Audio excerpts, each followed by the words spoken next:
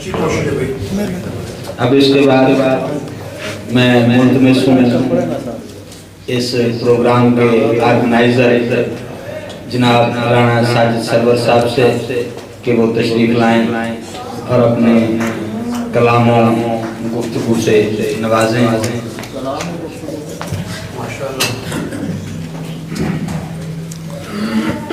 بسم اللہ الرحمن الرحیم. اللہ کے نام کے بعد اس تقریب پربکار کی جو تقریب شروع کی گئی ہے ان سب میں آپ کی آمد کا میں تہ دل سے مشکور ہوں. اور آج مجھے یہ دیکھ کر خوشی بھی ہوئی کہ آج کے اس نیٹ ٹیبل اور پوہش کلچر کے اندر نوجوان آج بھی ادب کو زندہ رکھنے کے لیے موجود ہیں. یہ بڑی حیرانی کی بات. میرا آج کا جو موضوع ہے وہ ایک ترئی مصرے کی بنیاد پر نہیں بلکہ خادم حسین رضوی صاحب کی بنیاد پر ہے. اور معاملہ میں آج آپ کو بطور شاعر تو ہر شخص ہے, مختلف مجھ سے زیادہ بہتر جاننے والے لوگ بیٹھے ہیں, ان کے ہم اثر بھی ہیں جو کہ بہتر طریقے سے ان کی زندگی پر روشنی ڈالیں گے. لیکن میں آج آپ کو خادم رضوی بطور ایک انسان اور بطور ایک علم دان کی حیثیت سے روشناس کرانا چاہتا ہوں. کنڈیشن یہ ہے کہ جناب جب میں نے گریجویشن مکمل کی تو اس سے پہلے اکثر و بیشتر خادم رضوی صاحب کے ساتھ مختلف موقعوں پر ملاقات ہوا کرتی تھی. تو میں نے دیکھا ایک دن دیکھا بھیڑ کا علاقہ بنتا ہے کوڑے والے کے ایریا میں, اور وہاں پہ جا کے انہوں نے مٹی لی اور مٹی لینے کے بعد اس کو ہاتھوں میں مسلا. ہاتھوں مسل کہتے بیٹا نہیں ایک کنواں کھودو گے نا تو پانی میٹھا نہیں نکلنا. پانی میٹھا نہیں نکلے گا. میں بڑا حیران تھا, مجھے نہیں سمجھتی کہ کیا کنڈیشنلٹی ہے, کہ کیا ٹرم کنڈیشن ہے, کون سا نالج ہے جس کی بنیاد پہ اتنا بڑا دعویٰ ہے.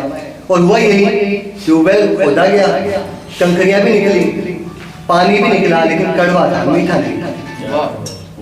تو مجھے پہلی دفعہ پتہ چلا کہ علم ایسا بھی ہے جو کہ بتا دیتا ہے انسانوں کو کہ 5000 سال پہلے انسان کس طرح سے آباد ہوا تھا, کس طرح سے اس نے ترقی کی تھی, کس طرح سے انوینشن ہوئی تھی, کس طرح سے انوویشن ہوئی تھی.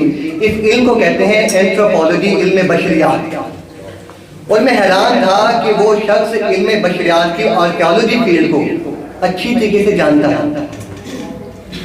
پھر اکثر و بیشتر جب مجھ سے ملاقات ہوتی تو میں اس سے بڑا حیران ہوتا. جب اس نے کہا بیٹا تمہاری قوم کون سی ہے, تو میں نے کہا کہ راجپوت فیملی سے ہیں.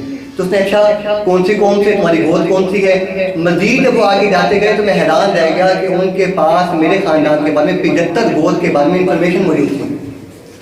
یعنی بطور ایک لسانیات کے خاندان کی نالج رکھنے والا شخص بھی تھا.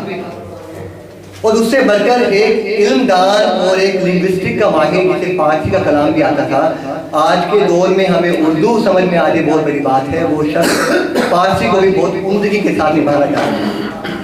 تو میرا انشاءاللہ آپ کے ساتھ یہ وعدہ ہے کہ میں خادم رضوی صاحب کو انشاءاللہ بطور شاعر تو آپ سبھی آشنا ہیں, اور مجھے ابھی تک اس بات کا افسوس ہے کہ اتنی قیمتی کتاب من بڑھتی لکھ کر ایشیا ایوارڈ جیتنے والے, اتنی اہم کتاب اسی آپ کے اردن ہارے لکھنے والے, اور زری خواب اتنا وسیع ذخیرہ شاعری کا چھوڑنے والے کے اوپر ابھی تک کوئی بھی آرٹیکل لکھا نہیں گیا. اور میری صاحب صدارت لوگوں کے ساتھ درخواست ہے کہ یہ تو اکثر بیشتر انور صدیق صاحب کے پاس, میڈم مبینہ صاحبہ کے پاس, مختلف لوگوں کے پاس جو ادبی ہیں ان کے پاس جاتے ہیں. تو میری تو کوشش ہے کہ انشاءاللہ اگلے سال تک میں نے آرٹیکل پبلش کروانا ہے ان کی پوئٹری کے اوپر انشاءاللہ. اور اگر کوئی نہ بھی کام کرے تو میرا تو ایم کا کام مکمل ہے, میں آرٹیکل کا مکمل لکھوں گا انشاءاللہ. تو یہ ہے وہ فن جس کی بنیاد پر ہمارے یہ لوگ زندہ ہیں, جسے عمومی طور پہ کہا جاتا ہے. بیدل صاحب نے کہا تھا کہ نہ ہم پارس کا ٹکڑا ہیں نہ بیدل بھیم یا گھر, نہ ہم پارس کا ٹکڑا ہے نہ بیدل بھیم یا گھر ہے, مگر دستے ہنر کی خاک کو سونا بناتے ہیں. کیا بات ہے, بہت اچھا. مگر دستے ہنر کی خاک کو سونا بناتے ہیں. تو میں آج خادم رضوی صاحب کو بطور شاعر خدا کی قسم یاد نہیں کرتا, یہ کہنا نہیں, مجھے ڈگری دلوانے میں, مجھے ایم فل کروانے میں, میری پی ایچ ڈی کی طرف موو کرنے میں, اور مجھے ایک نئے علم سے آشنا کرانے میں, سوشیولوجی کے بارے میں, اینتھروپولوجی میں بتانے والے قاضی نظمی صاحب تھے. تو میں ان کا احسان مند ہوں اور ان کا شکر گزار ہوں, اور اس بات بھی خوش ہوں کہ بطور انسان, کیونکہ آپ کو پتہ ہے کہ انسان نے مر جانا ہے, مٹی میں مل جانا ہے, وہ مر چکے ہیں, لیکن بطور شاعر اور بطور انسان ہمارے دلوں میں, ہماری دھڑکنوں میں بسے ہوتے. اور آخر میں یہ ایک جملہ یہ کہہ کر مکمل بات کر ڈالوں تاکہ زیادہ مخل ہونا بھی مناسب نہیں ہے, اور آپ برداشت کر رہے ہیں کہ آپ کی بڑی ہمت کی بات ہے. تو اس میں عمدگی کے بعد جو آپ کو کرنا چاہ رہا ہوں وہ یہ کہ بیدل صاحب نے ایک بہت پیارا جملہ کہا ہے, اور یہ آپ کو بتا رہا ہوں استاد لوگوں کے لیے, جو ہمارے استاد لوگ بیٹھے ہیں ان کے لیے ہے, تاکہ آپ نوجوان نسل کو پتہ چلے کہ کتنے قیمتی لوگ ہیں. ان کے گزر جانے کے بعد ہمیں احساس ہوتا ہے کہ ہم نے کیا کھو دیا ہے. وہ جملہ ہے کہ مجھے ضائع نہ کرو اے زمانے والو,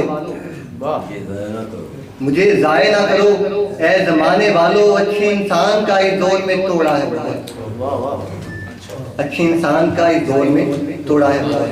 تو مجھے امید ہے انشاءاللہ میں اگلے سال تک آرٹیکل ضرور پبلش کراؤں گا, اور اگر نہ بھی ہو تو میں انشاءاللہ تنقیدی طور پہ بطور لاکھیں, کیونکہ میری اسپیشلائزیشن ہے, تو انشاءاللہ میں اس کے اوپر ضرور لکھوں گا انشاءاللہ.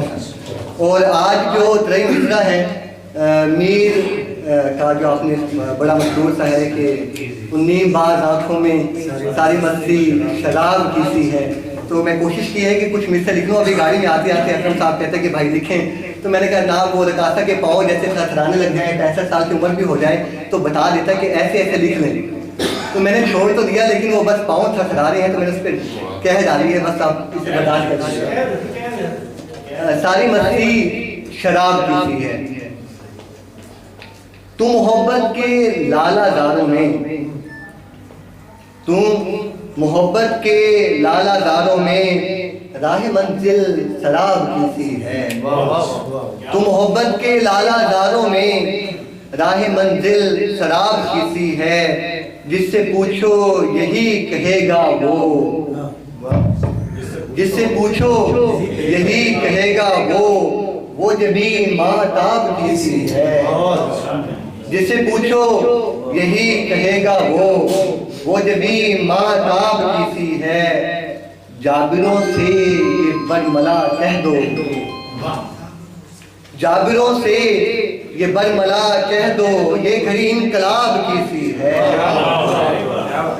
جابروں سے یہ برملا کہہ دو, یہ گھڑی انقلاب کی سی ہے. میری چاہت کی داستان ہمدم, میری چاہت کی داستان ہمدم نامکمل سے خواب کی سی ہے. میری چاہت کی داستان ہمدم نامکمل کے خواب کی سی ہے. ظلمتوں سے کہو میرے دل میں, ظلمتوں سے کہو میرے دل میں روشنی آفتاب کی سی ہے. ظلمتوں سے کہو میرے دل میں روشنی آفتاب کی سی ہے. میں تو کچے گھرے کی